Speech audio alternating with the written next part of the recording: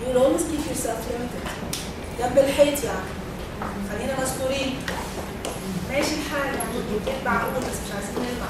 يعني I'm sorry I keep getting to Arabic, but this is what happened. This is a really big one and it's all over the world. In English. I can't make a living doing what I like, that's what also sometimes.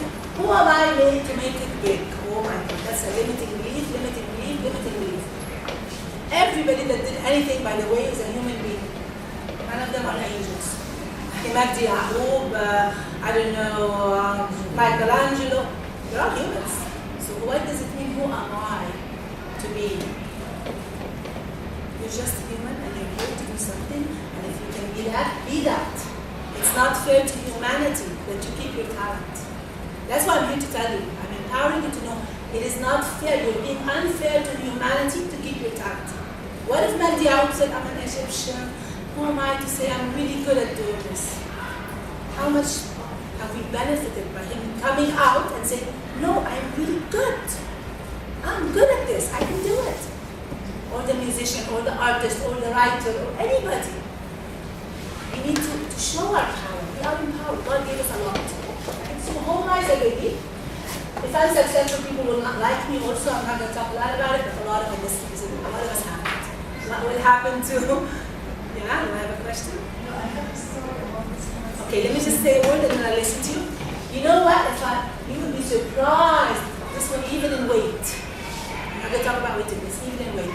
Because if I have a brother or a cousin or my father even wasn't that successful, it would be hard for me to suddenly be a 40-year-old lady or a 35-year-old lady and a fantastic business.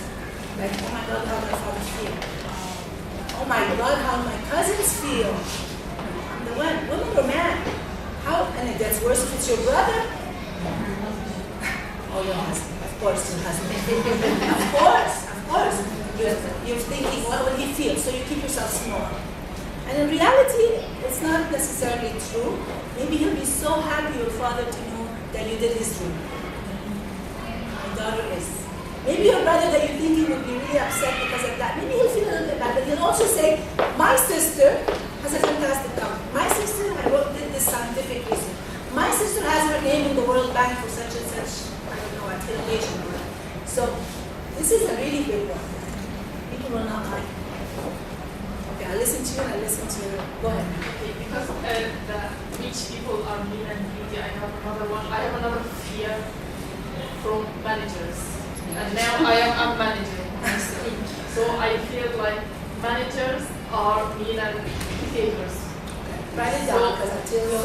Yeah. So that's why I'm really having this fear of how to deal with my employees.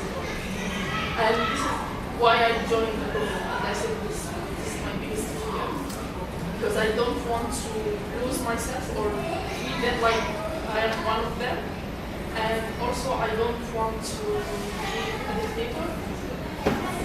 And I'm this very It's a very long... No, you don't have to be the dictator, you don't have to be one of them because it doesn't work like that.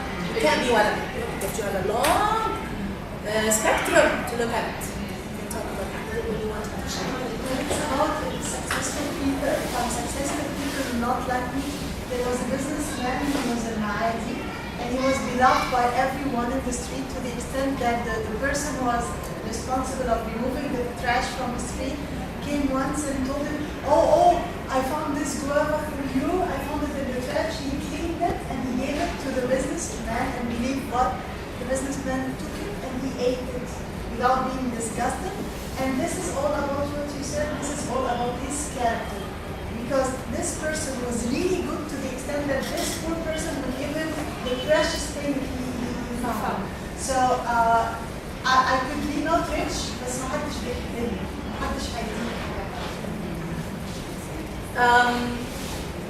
Yeah, well, you will find a lot of examples inside you when you look at it. Sometimes when you do this, people say, no, I don't have any of that. But when you start really thinking about it, you say, oh my God, yeah, I'm afraid of that. I don't want that. Because the thing is, it's in the subconscious, and the subconscious, you know a little bit about conscious and subconscious? It's in the subconscious speaks very low voice. It's actually like flashing 24/7. It doesn't stop. 24 7 days a week. It's like continuous, and it's there. You see what? Because when you see how we're going to deal with that, it's not enough to know about them. Yeah. So also we have emotions about it, the fears. And I'm just going to go through this one quickly. Also, again, I want to talk about recognize your emotions and your fears. A lot of times we're afraid of criticism. When we succeed, we have money because people look at us. Our neighbors, our relatives, people might even just look questioning. So what does she do that's so fantastic that she should be making or have this house now? How is it in 3 years a young woman can have that car? They don't even have to talk. So if you're afraid of criticism, sometimes we're afraid to lose friends, family, but we're afraid to lose our spirituality. I have a woman who said she quit the job, she's working with me on her success now, she's back working again without me interfering. When she got back to work, she started telling me, I want to tell you what happened the first time I quit my job. Suddenly, I was so scared because they gave me the whole company almost to deal with. And I'm a woman. I was so successful. Nobody complained, but she was scared. Number 2, she said, I thought I might lose my religion. Because I will not have time to go to the game enough, I will not be the same person, power will affect me, this is her words. And then we started working with her a little bit, and she said, I did go to the game and I did go do that, and I found that's not exactly me. And she's very talented when she does. She's very talented to the point that they give her the whole company to run. And now she's back. Can you imagine sometimes you are scared to lose your spirituality? Because people are afraid that money and power corrupt. It's even in English.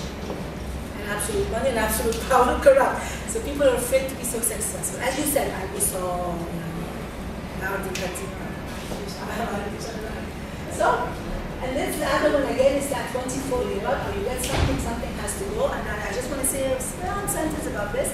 My beliefs are, and of course, we can talk about this a lot, God doesn't work that way. He doesn't say, if I give you success, I'll take your health. If I give you health, I'm going to take away your marriage. If I give you a marriage, I'm going to do this to you. I don't think God works like that. God is very, very, very generous. The world is abundant. And I have never found anything written that says that.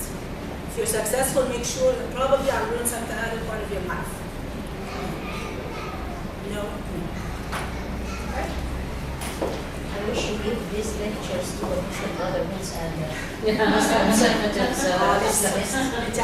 Every time I've got, even in Dubai, I was giving EFT and they told me, can't you bring them? I was giving in the Egyptian embassy. When you see EFT come in, how to remove these leaves. Well, I swear to God, this sentence has been told to me 3 times. Last time it was in the Egyptian embassy, I had 200 ladies, and they said, can't you take tahrir and we'll help you get them and tap those people? Please. I said, yeah, it will work. Okay. So, what's your stance? I just want you. I want you, when you leave this today, it doesn't end today. I want you just to stay with you. This is how I work. I like things that I give. It stays in your mind and it's like, wow, there's a shift. It's like I've embedded something in your mind. Come today. What's stopping you? What's stopping you? By the way, I want to tell you something because you're women. The Dalai Lama and other leaders in the world are saying this world is going to be led by women. Women are the leaders now. So you are here to help Egypt.